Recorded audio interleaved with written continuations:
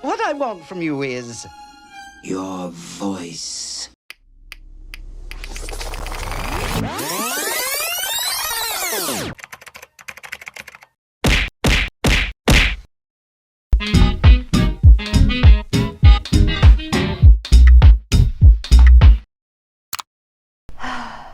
As someone who has a lot of fond memories related to Disney films and parks, this video is going to be a little hard for me. If you're like me, who grew up in a ton of Disney media, it has probably impacted your life more than you are aware of. As German philosopher Theodor Adorno once said, Walt Disney is the most dangerous man in America. And he's right, because what's more dangerous than weapons, a biohazard, COVID, is an idea. An idea is like a virus, resilient, highly contagious. The smallest seed of an idea can grow, going to define or destroy you. Okay, so why does any of this matter? Well, from a physical health perspective, what you put into your body obviously matters. You wouldn't just pick up a leftover cinnamon bun on the street and start to eat it. Because why would anyone eat cinnamon? The same thing goes for our minds. Except what you consume into your mind might not have an immediate impact on you, like getting stomachache from bad food, but what you watched and experienced will change and shape the way that you think, perhaps till death. Once an idea has taken hold of the brain, it's almost impossible to eradicate. An idea that is fully formed, fully understood, that sticks. Now, the Walt Disney Company is not just Disney, but also ABC, Marvel, Pixar, ESPN, Hulu, and so much more. But today we are only focusing on the animation film productions of the conglomerate, which is heading to better directions as I'll discuss later, but nevertheless left some damaging, irreversible impacts on generations not born in the future, aka us. So let's take a deep dive into the black magic of the Mouse House and see how it might have shaped your thinking so much that perhaps turned you into a sad, single, and sensitive loner who is into toxic relationships. The happily ever after lie. Because of how love is such a universal theme and basically the theme found in every animated Disney movie that ever exists. When exposed to the underlying messages and beliefs of love and relationships delivered by Disney at a young age, as 5-year-olds were less likely to question and more likely to take things as they are. Hopefully, you were also able to learn about relationships other than from film and TV. But the seeds of thoughts planted in our heads as children get super deeply rooted in us in ways that we might not even be aware of.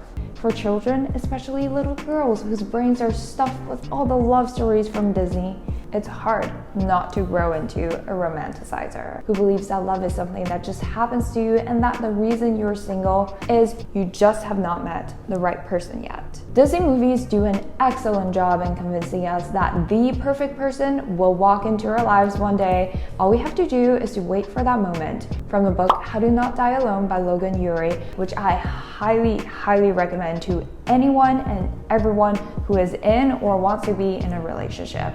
I'll link it below. The book explains that when it comes to romantic relationships, psychologist Brene Franuik found that people have either a soulmate mindset, the belief that relationship satisfaction comes from finding the right person, or a work it out mindset, the belief that relationship success derives from putting in effort. But like, have you seen any romance-focused Disney animations about working things out and putting effort into a relationship?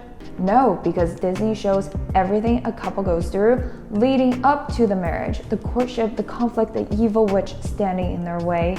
Then boom, the movie ends and they live happily ever after. It's almost as if the hardest part of a relationship is waiting for that perfect someone to come into your life. Whereas in reality, meeting someone is just the start of all the work needed to make a relationship viable, let it be romantic or platonic. Toxic relationships start young. Wow, where do I even start? I seriously loved Disney princess movies as a kid and rewatched each of them countless times. But my young mind could not see all the signs of extremely toxic relationships. Like toxic to the level that 5 years of detox juice cannot undo the damages. And honestly, I thought what was portrayed was romantic. I don't even know where to start. How about Beauty and the Beast? Wow, Belle has such a kind heart to be loving a beast. But the underlying message to young girls is that they can fix men who exhibit frightening and even abusive behavior towards them. Some even argue that Belle is showing signs of Stockholm Syndrome, in which hostage victims develop feelings of trust or affection towards their captors. I don't know if it's healthy for you to keep on wishing that an asshole who treats you poorly will one day miraculously turn into a rich prince. And in The Little Mermaid, Ariel gives up her voice and entire life for a man she's never officially met. He loves me. I knew it! The Little Mermaid's voice is her most cherished talent, and she loves singing more than anything, but she won't be able to do that anymore because she has to make things work for this dude she set her eyes on. No more talking, singing, zip. She's gotta make the prince fall in love with her, and he's gotta kiss her. A guy she's never even properly communicated with, and a guy she is willing to lose her identity for. Sounds like extreme desperation or infatuation. Also, this lighting, like, what the heck? Like, you heard that the guy happened to be a prince and not a psychotic cannibalistic clown. Speaking of creepy, consent was not understood as the assignment in several popular Disney films. Was it cute that a true love's kiss from a total stranger who doesn't know your name or your personality saved your life? Maybe to a 5-year-old who doesn't know the concept of sexual assault and is probably paying more attention to the color of the dress. Did Aurora ask for that kiss? Does Snow White ask for that kiss? Consent might not seem as romantic in the traditional Disney sense, but it's a huge part of being respectful and a decent human. Coming from someone who has received traumatic, unsolicited kisses. Don't even ask. It's good that newer movies like Frozen are opposing the idea of marrying someone you just met. You can't marry a man you just met. And that true love isn't only in the form of a kiss from a dude. Tough luck for the rest of us though, who were not born yesterday. Ignorance also starts young. Obviously, in this day and age with the high cost of lawsuits and market sentiments, Disney is becoming more inclusive and empathetic towards diversity. But if you were not born in like the last 5 years, you've been exposed to a solid amount of whitewashing, culture appropriation, and homophobia through Disney. For instance, a recurring theme sees Black protagonists turn into non-human animals or beings for the majority of their runtime in films such as The Princess and the Frog and Soul. The Native American characters in Peter Pan sing the song, "What Made the Red Men Red?" Teach 'em, pale-faced brother, all about red man. What makes the red man red? The Siamese cats and The Lady and the Tramp are racist caricatures of Asian people, and many of the Disney villains are queer-coded, such as Scar, Ursula, and Jafar, enforcing negative homophobic tropes. Queer coding is when writers consciously or unconsciously include stereotypes about LGBT people as characteristics of a character.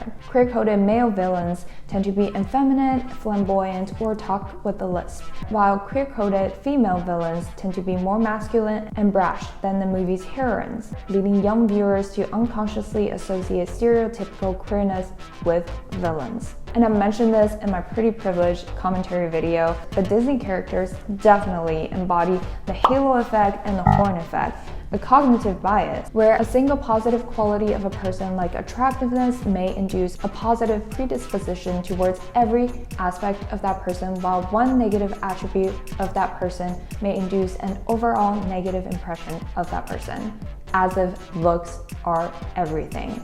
Obviously, it's much easier to be critical of everything we watch now because our brains are much more advanced than the 5-year-old versions. I sincerely hope that is the case for you. But the impacts these ideas had on our young subconscious minds is hard to measure or even identify. Perhaps your toxic relationships have much more to do with what your subconscious mind thinks it's attracted to, thanks to all the good Disney content or anything else you watched or experienced as a child. Perhaps we believed in the magic of Disney's fairy tales a little more than we thought we did. So I honestly have a lot more I want to cover of how Disney shaped us as a generation, but this isn't a documentary and I have to cut it here. Let me know in the comment section of your thoughts on Disney's impact on our culture, as well as if you want a part 2 to this video. Don't forget to like and subscribe and follow me on Instagram to join my growth journey. See you next week. Bye.